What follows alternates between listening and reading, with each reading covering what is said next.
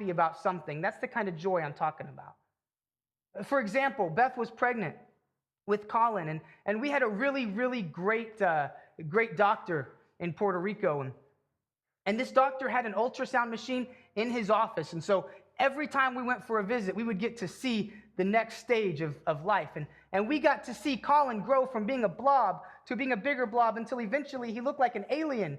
And then eventually he looked like a baby. And one day the doctor said, hey, do you guys want to know what he is? Or he said, do you want to know what you're having? And we said, yeah, let's see what we're having. And he said, you're having a boy. And I was so excited.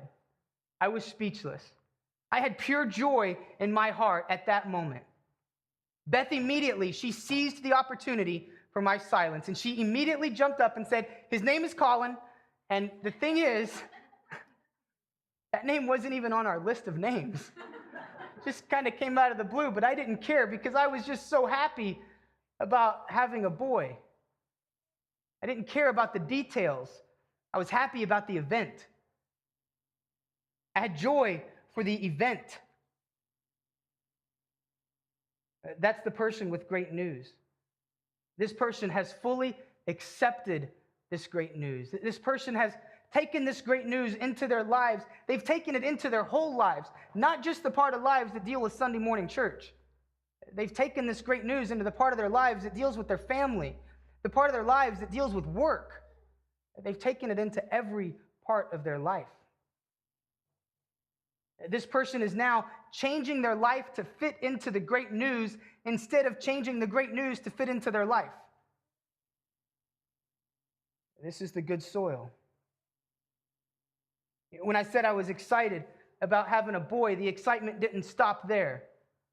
The excitement continued leading up until the day that she delivered Colin. And then I had this whole new excitement because now I had the excitement of having a boy, and now I was growing into the responsibility of being a father.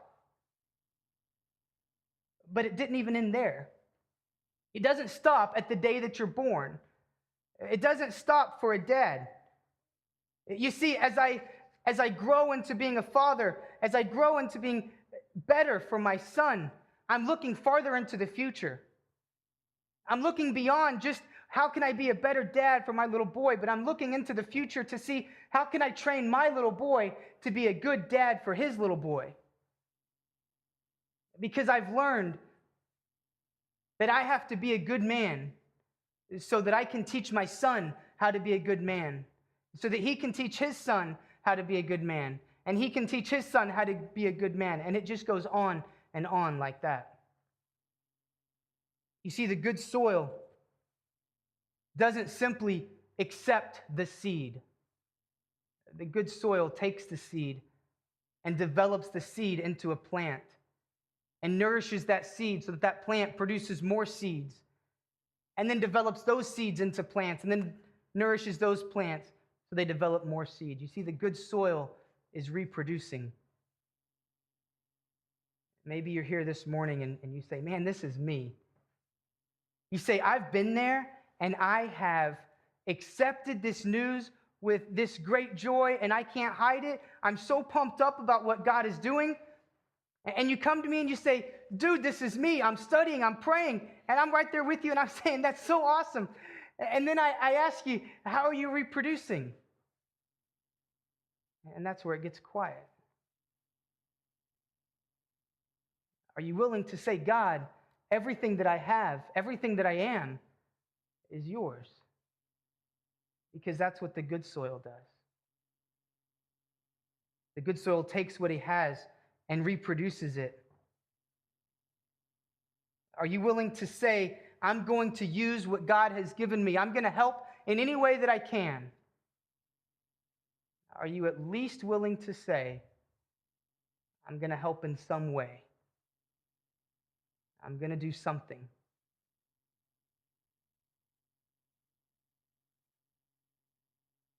See, the thing is, the good soil doesn't become good the first time something is planted. Any farmer is going to tell you that good soil gets better with time. The more you plant, the more you get. The more you work that ground, the greater harvest you receive from that ground. So I'm going to ask you to make a commitment to try a little.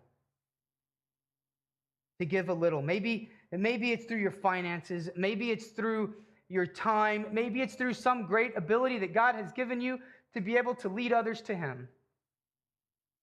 I'm going to ask you to try a little. We have this Taste of LCC coming up next week. So if you're a regular attender here, if you consider this to be your church home, I'm going to ask you to take some time this week to pray and take some time this week to ask God, what ministry am I supposed to be reproducing at LCC?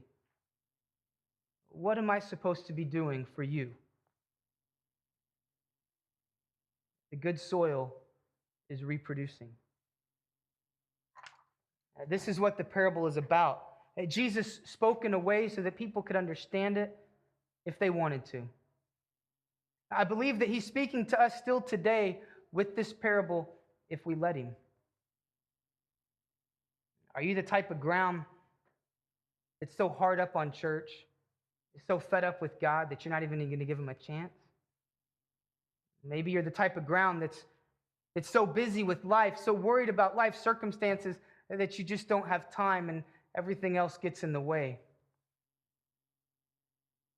Are you the type of ground that allows others to see God in your life? Are you the type of ground that takes this good news, this great news, and lets it invade your whole life? Lets it invade everything that you have? Are you the type of ground that encourages others to grow? The band's going to come up and they're going to play a song of reflection. And what I want you to do is I want you to take some time to reflect and think about, what kind of ground am I? What kind of ground should I be? Maybe to become a good soil, you need to change the type of ground that you are through a coaching relationship. Maybe the fruit that you're going to produce is right here at LCC. Maybe you're here this morning and you say, you know what, for the first time in my life, I realize that I have a hard heart, and I don't want that. I've heard a lot of people give excuses over the years, and I've heard people say, typically what they say is, I don't have time right now to listen to God. It's just not the right time to deal with this stuff right now. I'm going to wait for a better time. Well, here's the thing. Right now is the right time. And there's never going to be a better time to listen to God than right now. So what kind of ground are you? What kind of ground could you be?